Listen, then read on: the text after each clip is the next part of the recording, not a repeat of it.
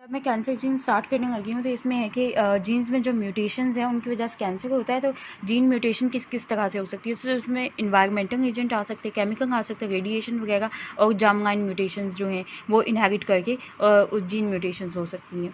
अब जो है हमारे पास जो जीन जिनमें म्यूटेशन होती है और जो लीड टू कैंसर, तो वो 3 मेजर जीन्स हैं, जिसमें ऑन्कोजीन है, ट्यूमर सप्रेसर जीन है, and the gene that regulate apoptosis. And fourth gene जो है वो ये है कि gene that regulate infection between. अच्छा, अब जो फोर्थ है ना उसमें है कि gene that regulate the infection between tumour cells and host cells.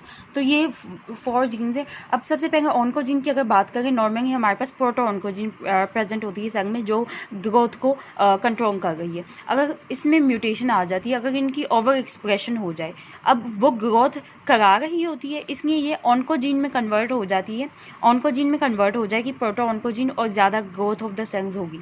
तो और इसके लिए जो है सिंगल एलिंग में डिफेक्ट होना चाहिए, ये डोमिनेंट जीन है। सिंगल एलिंग में डिफेक्ट जो कैन लीड टू कैंसर।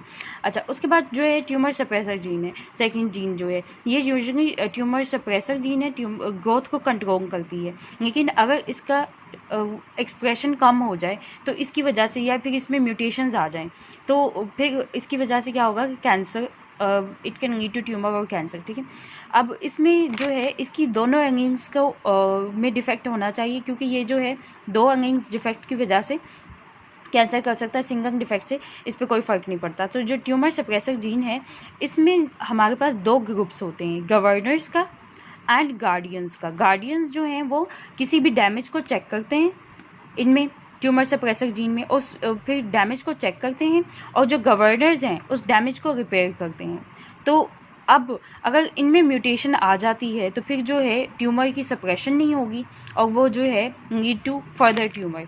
अच्छा, जो थर्ड है वो है apoptosis, that regulate the apoptosis. वो यूजली अपोप्टोसिस कराती हैं। जब उनकी डाउन को रेगुलेशन हो जाएगी, वो कम हो जाएंगे, तो जो कैंसर सेल्स हैं वो ओवर एक्सप्रेस्ड हो जाएंगे इसमें। और जो फोर्थ वाली है कि genes that regulate infection between cell, tumour cell and host cell. तो इसमें जो है वो जीन्स जो कि ट्यूमर सेल्स की recognition by host immune system जो है वो कराती हैं, उनकी जो है म्यूटेशंस हो गई उन जीन की, तो जो है होस्ट इम्यून सिस्टम इसको रिकग्नाइज नहीं करेंगे ट्यूमर सेल को। एज ए रिजल्ट जो है ट्यूमर सेल्स की डिस्ट्रक्शन नहीं होगी, तो फर्दर जो है ट्यूमर इंक्रीज़ करेगा। आगे से जेनेटिक नीड इन कैंसर, इसमें कुछ भी इतना इम्पोर्टेंट नहीं है, कि बस ये है कि पॉइंट म्यूटेशन से लेके सिंगल न्यूक्लियोटाइड डिफेक्ट से लेके फर्दर जो लार्जर ग्रोथ चेंजेस क्रोमोसोम में ये होती हैं इसमें। अच्छा, इसमें जो है ना ड्राइवर एंड पैसेंजर म्यूटेशन है, पॉइंट म्यूटेशन है, एनियोप्लोइडी जीन रीअरेंजमेंट, ये सारी चीज़ें हैं।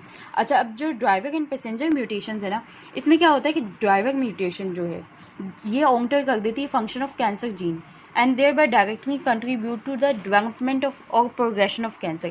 जो ड्राइवर म्यूटेशन है ये एक्वायर्ड भी हो सकती हैं, ये इनहेरिटेड भी होती हैं। और पैसेंजर म्यूटेशन ना ये इनोसेंट सी होती हैं कि इतना ज़्यादा उसके फंक्शन के ऊपर इफेक्ट नहीं कर रही होती, लेकिन और ये एक्वायर्ड होती हैं। अब जो पैसेंजर म्यूटेशन है ना, अगर ओवर द टाइम जैसे कोई कार्सिनोजन से एक्सपोज हो रहा है, एक्सपोजर टू कार्सिनोजन है, और ओवर द टाइम जो है ये पैसेंजर म्यूटेशंस इतनी इंक्रीज कर जाती हैं due to the exposure of carcinogen, exposure to the carcinogen इतनी ज़्यादा हो जाएंगी कि they outnumber the driver mutations, and as a result ये ज़्यादा कैंसर की तरफ लीड करती हैं। अच्छा, अब जो पैसेंजर म्यूटेशंस हैं उनके जो है इम्पोर्टेंट 2 वेज में है। पहला ये है कि कार्सिनोजन एसोसिएटेड जो कैंसर्स हैं, अगर उनके म्यूटेशनल एनालिसिस किया जाए तो उसमें जो है कि देयर इज़ वो रिवील करता है कि damage is by the carcinogen. जो कार्सिनोजन है उसकी वजह से डैमेज हो रहा है, और वो कार्सिनोजन किस वजह से क्या करता है, वो पैसेंजर म्यूटेशंस कराता है, और पैसेंजर म्यूटेशंस इतनी इंक्रीज करती हैं कि वो कैंसर कर देता है। ये पहला है।